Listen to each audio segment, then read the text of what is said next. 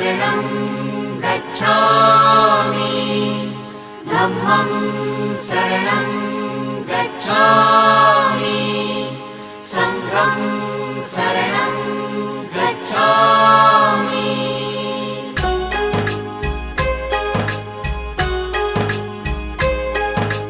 बुद्धं शरणं गच्छामि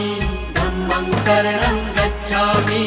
संघं शरणं गच्छामि। त्यागमूर्ती तू शांत चित्त तू योग रूप संसारी